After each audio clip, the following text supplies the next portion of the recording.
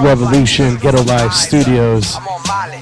We got the DJ Curious right here along my side. APX1 right here. My boy right here, Freaky Flow. What's up, APX? How you doing, man? So, let everybody know what's going on, man. Let everybody know what it is that you're promoting, what you're in the mix. You know, because people rarely see him. He's been staying here in Los Angeles for quite a long time now, quite a few years. Nobody knows he stays on the DL, way on the DL, and he plays like 1 or 2 parties a year. You're lucky if you can get him out to play and to scratch for you, so he could show you why he's a legend. You know what I mean? He keeps he's serious, man. He keeps his skills and his character and everything it is that's all about him, and he stays true to the game when it comes to playing. So let everyone know what's going on with you. What have you been up to here in LA, and what do you have in the works for the US, and are people going to be seeing a lot more Freaky Flow lately, or are they going to be seeing a lot more of you? Yeah, man. Well, thank you so much for the kind words, man. I really do appreciate it. So, yeah, like you said, I'm only playing once or twice a year here in LA, but that's because I'm on the road a lot, doing lots of other shows. I've got this tour coming up with Danny the Wild Child, and we're trying to get into a lot of different U.S. cities. That's dope, man. Danny does really well out here. Danny has a huge following when it comes to the U.S., when it comes to stateside. Absolutely. Both of you guys, you guys are the forefathers when it comes to, the East Coast, when it comes to Canada. Everyone's been like, the staples of the scene when it comes coast to coast, when it comes to drum and bass here stateside. So, man, both of you guys, that's a really good pair right there. Thanks, man. Thanks. Yeah, we're trying to figure out how we're going to, work our tag team sets and that kind of thing, because, he lives in Chicago. I live in L.A., so there's not going to be any rehearsal time. We're just going to sort of do it on the fly, so we still have to connect on that, but we're doing a show in Baltimore later this month, and we've got some other things in the works as well. And of course, I'm still giving out free DJ mixes at freakyflow.com every couple of months. But there has been another project that's been keeping me very busy, and that's this book I've been working on, which ironically and possibly surprisingly to some has nothing to do with music at all. So it's I don't even know what this book is, and it's like I'm sitting here like, wow, what is it? Well, you know what? I come bearing gifts. I brought a copy for each of you guys. Look at this. It's called Ant Farm. This is nice, man. It's like a real book that you buy like at Borders. Well, hopefully Barnes people and buy Nobles right here. Hopefully, so what's this about, man? Well, yeah. So it just went on sale this past Saturday. People can get it on Amazon. I set up a whole other website for my author stuff, and the easiest way to get there is just go to antfarmbook.com. So yeah, it's a philosophy book, and people have been asking me, and people in the music world have been asking me a little bit. Why'd you write a book that has nothing to do with music at all? And I know there's some people tuning in tonight that probably don't even know I'm a DJ. I've been promoting as an author as Stephen Aaron Gray. And so, yeah, so to those people, I'm also a DJ as Freaky Flow. So the book basically, the history of it is, being on the road and traveling to different cities and different countries, you start to notice things besides just music. You start to notice problems that happen. The dog, I love it. He's such a friendly dog. As for the pup, go ahead, his special guest over here himself. That's right. He's awesome, man. He's awesome. So anyway, you start to notice things that are sort of greater and other important issues. You start to notice, in certain countries, wars that are happening, people dying, and even here at home, you notice poverty and all kinds of problems. And traveling to so many places, I started to notice patterns. What is the common thing that what is the common thread that creates a lot of war, a lot of poverty, a lot of social problems, a lot of social inequalities? And I decided to turn it into like a story. It's a fictional book, but it's a metaphor for things that are happening in the real world today. And I tried to write it. There's a lot of philosophy books out there that are really deep and heavy and have a lot of data and a lot of statistics. And I wanted to make a pretty laid-back story that people that don't know politics at all, people that don't know about philosophy at all, they can pick up this book, Ant Farm, and read it, and they'll start to see things like, oh, I know what he's talking about here. That's happening down my street with, with the police, police abuse or whatever, especially with things happening in Ferguson over the last couple of weeks. This book references things like that in metaphoric ways with ants, ants that walk and talk. They're not humans. That's crazy. So So the hope is that people will read this book and it'll sort of open their eyes a bit, because I know, everyday people are busy with their lives and we don't all have time to stop and think about some of the more important issues. But we really should, because they affect us. And the point really of this book is that things in many ways are getting worse. The government is really overreaching in a lot of ways. They're trying to prevent you and me from doing things we want. There's peaceful people out there trying to, get intoxicated or whatever, getting thrown in jail because of it, which is crazy to me. And this book talks about a lot of that kind of stuff. So that's sort of the history of it, and that's why I decided to do it, man. So is this your very first novel, or is this your first book that you've ever released, or is this like your first thing that you've ever even had as a writing project? It's not the first thing I've had as a writing project. I've done a lot of writing over the years. I used to. What else have you done, or anything else been published? Sure. Well, there used to be when I lived in Toronto in Canada, there was a magazine called Tribe Magazine, and I did a monthly sort of article about different cities I was traveling to. But that's cool. But that was a really lighthearted kind of article about like good restaurants in each city and the parties that I was playing at. This is definitely the first serious piece I've had published, even though it's still lighthearted in many ways. It's about more serious topics, and it's certainly the first book I've ever had published. So, I mean, just to let people know, because I know that we have a lot of writers out there. There's a lot of people out there that, have the same kind of ideas, that are in the same, same shoes as we are. Yeah. DJs that don't think that they could ever put out a book, that they don't think that they could ever do it. They don't know the first thing, or the first thing, the first move to make. I mean, explain to people, like, how is it that you actually got to put this book out? Like, how did you get the publishing? Give everyone a little bit of Absolutely. light on it, Definitely happy to tell people about my story in case they're ever interested in having something published on their own. Now, somebody asked me in an interview a few days ago for advice to new writers, and I said what I'm about to say now, which is I'm a new writer. So if there's more experienced writers out there, give me some advice, but I can certainly tell people about my process. When I talk about music or music advice, I've been doing that for 21, 22 years. I can easily tell people, decades worth of information. But with this book, this is my first book, so I'm not going to give as good advice as a veteran writer is going to give. But still, I wrote it a few years ago, and then and this to all the virgin writers out there, everybody has to start somewhere. That's you know what I mean? It's like you got to get at least your first couple books out just to get your feet wet. Absolutely. So yeah, I wrote it a couple of years ago. I had a couple of close friends read it. We made some revisions, and then with all the DJing and traveling, I didn't have time to really focus really hard. So were they just notes, or were you just just jotting down like certain ideas? Well, while yeah. you were on?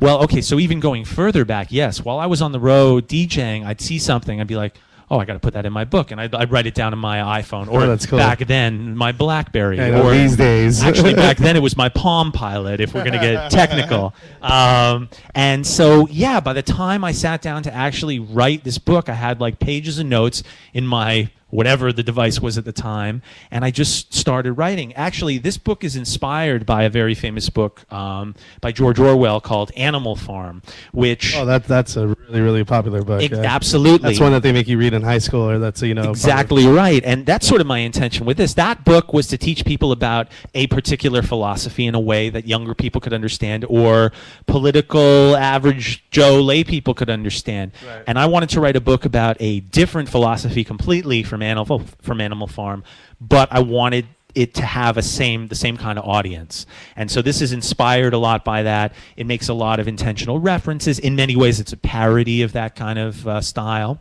So I used that as sort of my structure, my framework, and built in, obviously, completely new characters and story, and most dramatically different is the philosophy of it. And then, I just sat down with my notes. I started writing. Did you take any kind of schooling for this, or did you, as far as like how it is to put your paragraphs together, how it is to format it, like how, did you just put it all together, and were you able to give it to somebody else? that kind of reformatted him, re-put it together? Or? Sure. Writing has always sort of been a passion of mine and a strength. I didn't study literature in university, but I majored in cinema studies, I minored in religion, and I had to write a lot of argumentative essays. And just through that, the more you write, the better you get at it. And the more you read, the better you get at writing. But there are definitely effective techniques. I think in high school, actually in junior high school, I had a really good English teacher who taught a lot.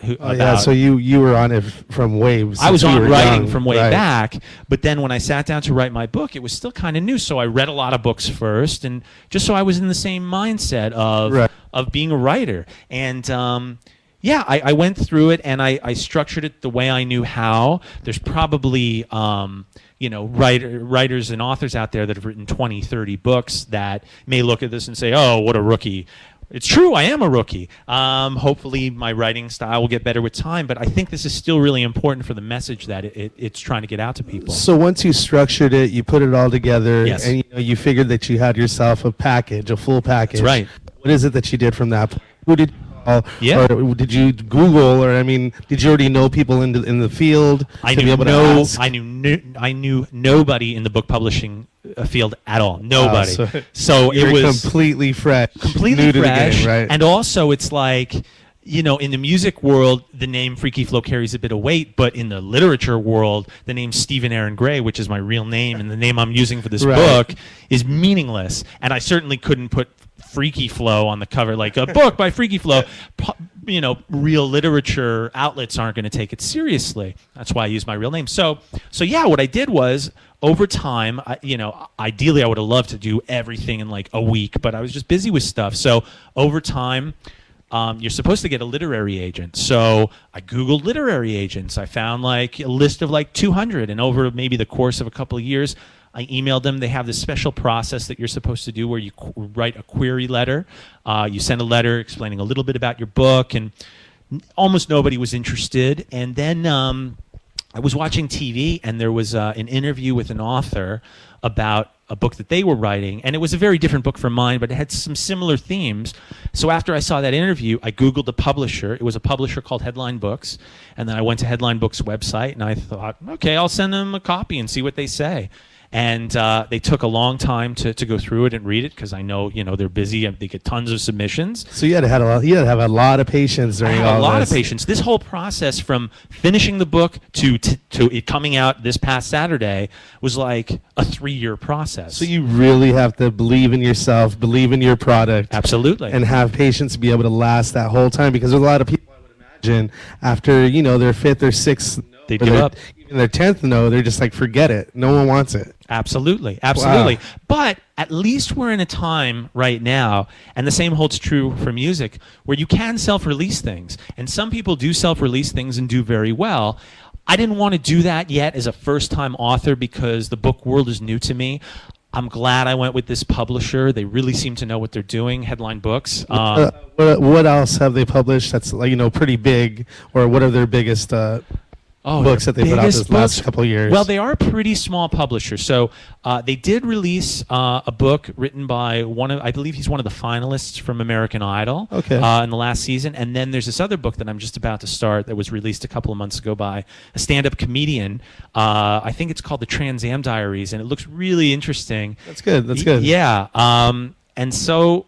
Yeah, I want to give them a little promo out there. Oh, absolutely. No, they're a great company. I believe their website is just headlinebooks.com. So once you got back the notice, or once they contacted you and they told you that they were interested, were you ecstatic? Were you surprised? Totally excited. Definitely a little surprised. What was going through your head at that time? Well, I thought, okay, I was thinking if this goes on. After all that time that you were waiting. Yeah, I was thinking for a while, like, okay, if nobody gets back to me soon with interest, I am going to have to self-publish this. And I know marketing and I know entertainment marketing, so I can probably do a good job putting this out, but I don't have any distribution. I don't know how to get it into Barnes & Noble and all the stores in Canada. I don't know how to get it into the store there is called Chapters, and all the airport little bookstores. And then I got this call from from Headline Books, a woman named Kathy who runs it. Super nice woman. And I was just super grateful. Okay, great. There's a publisher there that wants to take a chance on me and put in this book. I'm not going to help to self-release it. I'm still doing a lot of the self-marketing because they are a small publisher, and because I know marketing pretty well, and because I feel like I'm tapped into sort of the right audience for this. So I'm getting it out there myself as well as them. But yeah, it was a great relief to hear from them and find out they were interested in putting out this book, not just because it was great to get this to have this journey come to this this pillar, but also because all the messages that the main message I have in this book, which is that people should be free and not harassing each other over piddly little things. I'm happy to get this message out there now, and compared to vinyl, compared to mixtapes, compared to everything else it is that you've done and that you've accomplished, is this one of your best accomplishments? Is this something that you can actually physically hold in your hand and that you feel completely different about compared to everything that you've done in the music world up until now? I would say that's a really accurate assessment.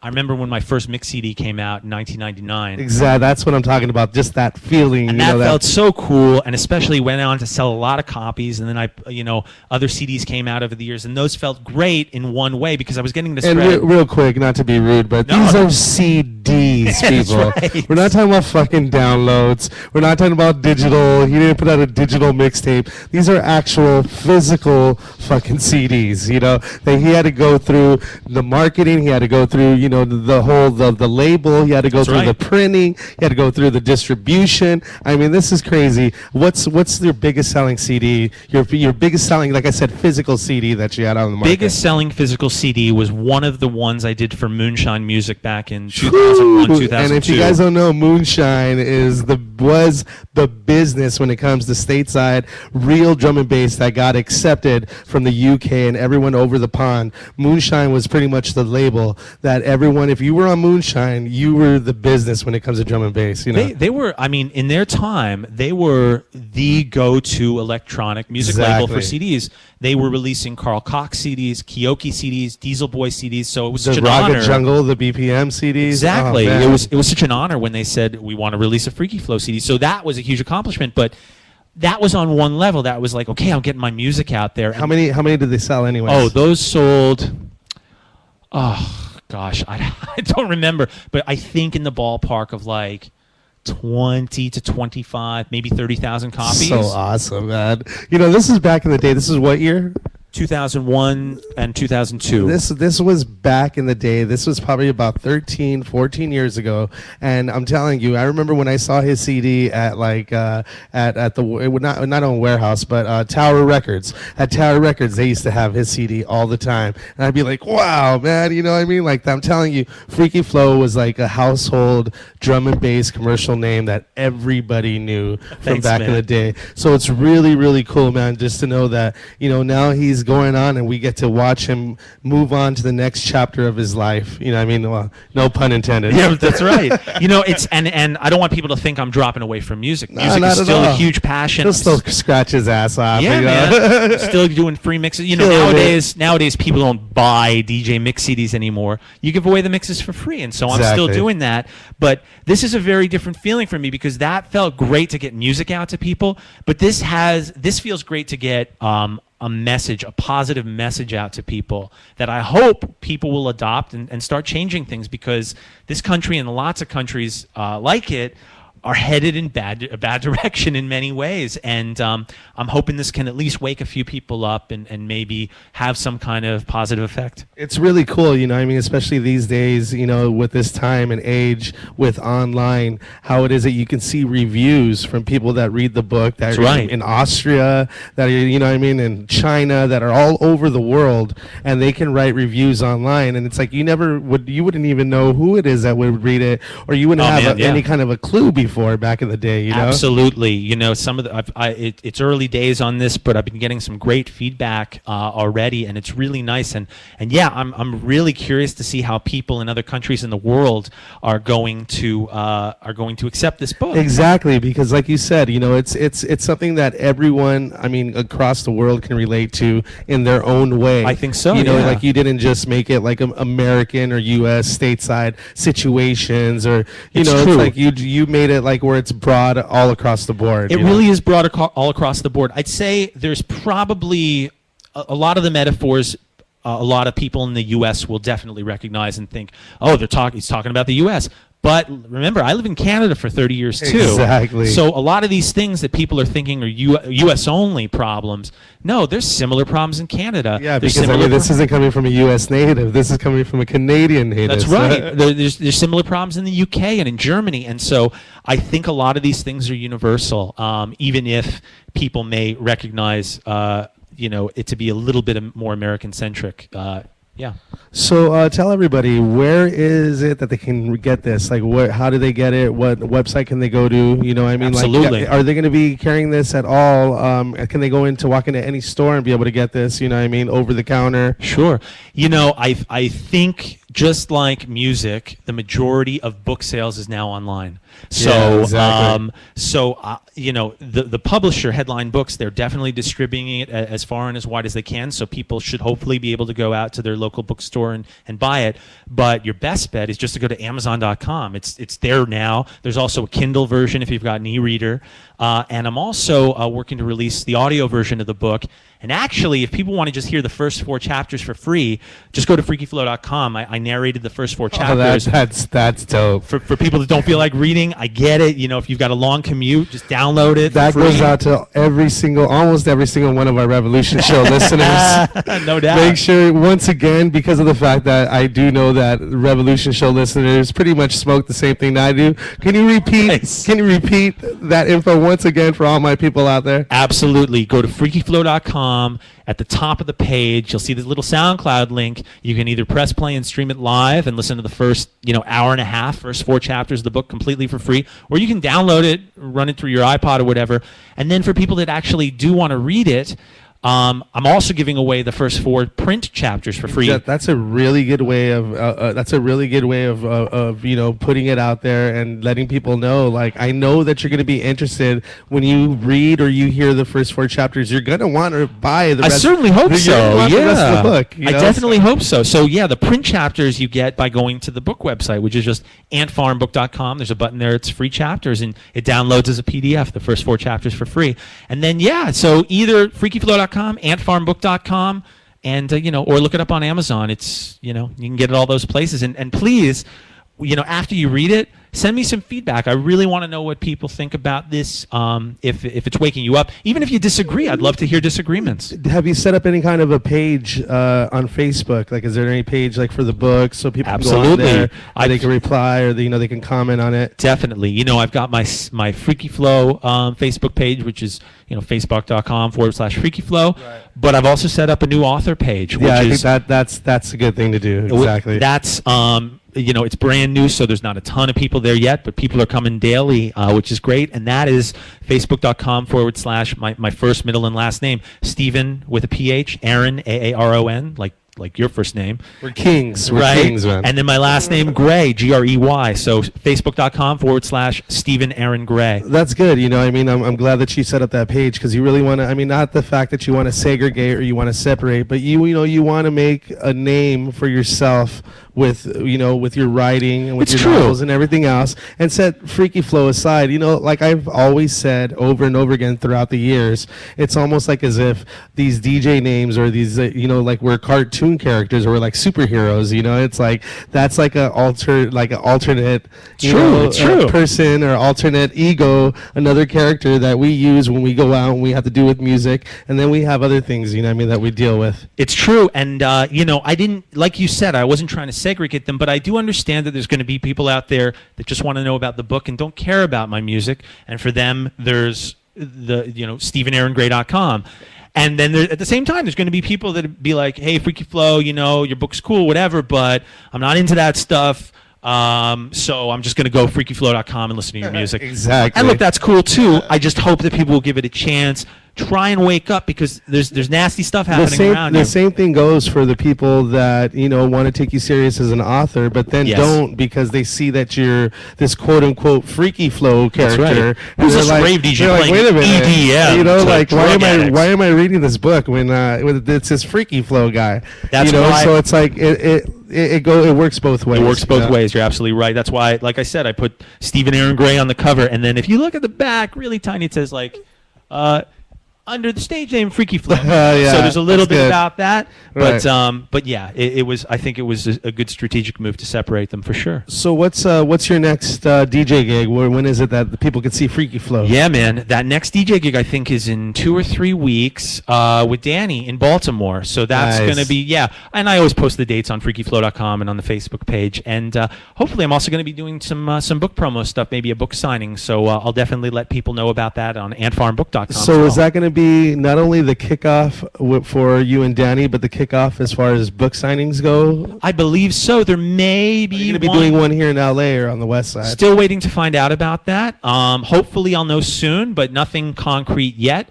But again, I'll definitely post on my website. I also have a separate Twitter feed for Freaky Flow and Stephen A. Gray. So. I mean, because I know a ton of hipster coffee bookshops that would love this book, man. I'm serious. Hopefully, they would go crazy over it. Oh, thank you, man. And I definitely would love to know what you guys think about it too. So let me know, APX, for sure. Yeah, no, dude, we definitely, we thank you for coming down. Like I said, it's my pleasure, man. This is the very first East Side sessions here live from the East Side of Los Angeles, from the new Ghetto Live studio. So, we're really, really happy to have this legend over. For some reason, the decks aren't really working that well tonight. So we're going to go ahead and hold back, because the things have to be 113% when my man touches the decks. So we're definitely going to have him back. So that's you the can thing. play and you can kill it.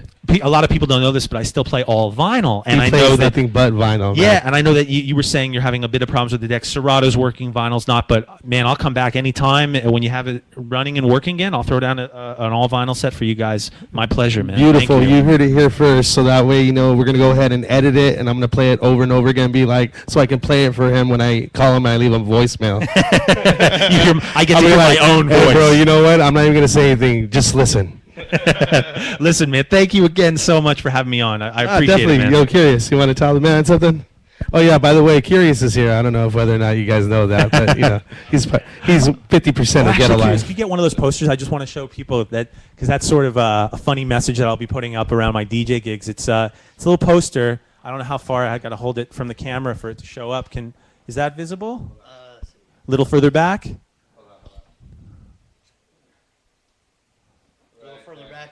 Down, further back. So if you can read it clearly, it says, and this is going to be up around some of my DJ gigs, it says, Freaky Flow wrote a new book. It's about philosophy, not music. So yeah, man, it's been cool, man. Definitely. Awesome. Definitely want to thank you for coming through again. Oh, and appreciate it, dropping the man. knowledge. Absolutely. This guy has always been putting it down since day one, since we've been following him, like Aaron said back in the day. Huge Freaky Flow fans in this place. And, a lot of people out there were definitely had their heart setting on seeing you get your scratch on tonight. So like we said, we're going to have him back soon as he gets back from his tour, or whenever he can Listen, fit in the man, schedule. I live here in LA, so you guys let me know, and we'll do it up. That's right. You hear to hear. So make sure you guys support what he's doing in all aspects, music, literature, and all that, because it's all, we all come from the same place, and we can all relate and, and understand, and we all need to, support each other in all ways. So once again, I want to thank Freaky Flow for coming through. Hey, man, thank you. Appreciate it, guys. Thank you, brother. Definitely. Oh yeah, real quick. I'm going to go ahead and announce this here, because this is another one of those you heard it here first. But I don't know, man. I kind of miss dropping 90s hip-hop. How about you? Listen, do you miss 90s hip-hop? That's where it started for me. Before I was playing drum and bass, I was you- playing 90s hip-hop, man. So I don't know whether or not, a lot of you guys are new to the Revolution show. A lot of you guys are new to the drum and bass scene. But this last year, and the year, was it this last year or the year prior? It was I think we did our last one a year ago. Yeah. It was about a year ago. Anyways, a little over a year ago, he had already started this brand and he brought it to the table, and it was something that he hadn't done in a long time. And it was an idea of, the same kind of background and same roots that we were all raised on, which was That's right. 90s hip hop. We had a true love for 90s hip hop. I have a true love for 90s hip hop. He had the same exact love, and he told me, dude, I want to do a night. I've already done one, and it went really well. And I just, I want to do it with somebody. And you're actually the perfect person, and the Ghetto Life brand is the perfect brand that I want to link up with. So let them know, like, what is it that we put together as far as the 90s hip hop We goes? put together such a fun concept. Like I said, I did it first with Solomon, but then Right. we were doing it, you and me, for several months after that. It's called 1990 What? And it was all 90s hip hop all night. We put out a bunch of free 90s hip hop mixes, and That's those are still right. up on SoundCloud, actually. On People are still to this day downloading them and reminding me and asking me, hey, you guys don't have physical CDs of that? I'm like, nah, man, you got to go on, download that, Download it, but listen, download it, burn your own CD. I don't care, dude. There you go. So that so was fun. It man. was a lot of fun. We had it at the airliner downstairs in the lounge, and it's like every single time, no matter if whether or not there was 50 people, 100 people, or even 20 people, it was the same exact vibe. It was It's the true. same ball of energy. Everybody loving the sing-alongs. It was just Absolutely. It was a feeling that even though you and I didn't walk home with not $1 in our pocket, It was a love thing, man. It was satisfying. for the love. Because of the Absolutely. fact that you got to go crate digging. That's right. I got to go digital crate digging. It was fun. That's We right. both had a lot of fun. So it's like I'm just letting everyone know, for all those 90s hip hop lovers out there. I'm gonna start looking for a new little hole in the wall location. It might be like 50 capacity, which is the shit. But we're gonna see about bringing 1990 What back later this year. Maybe hopefully one before the end of the year. But I guarantee you, 90s hip hop lovers, we're gonna be back. Trust me, for Los Angeles. Once a month. It's something that needs to get done. I think so too, man. It's a good time. So we'll talk about that, and let's get it going again. So, man. like I said, another edition of You Heard It Here First, East Side Sessions, Revolution. Thank you, Freaky Flow, for coming down. Thank you, sir. It's been a Enough pleasure. respect. And great set, by the way, man. And I'm Thank looking you. forward to hearing Curious Throwdown 2 now. Yeah, let me Definitely. get him in here. Curious, you're up next. Excellent. Thanks, man. So remember, every single Monday night you can catch us here, either here live from the Ghetto Live studio or live from the Tons of Drums studio. Either way, it's a revolution every single Monday night from 8 to 11 p.m. on deeprootedradio.com, dnbtv.com. Remember how we do it. This is no more Scratch the South Side Sessions. This is the new and improved East Side Sessions with the DJ Curious coming up next. Tons of Drums.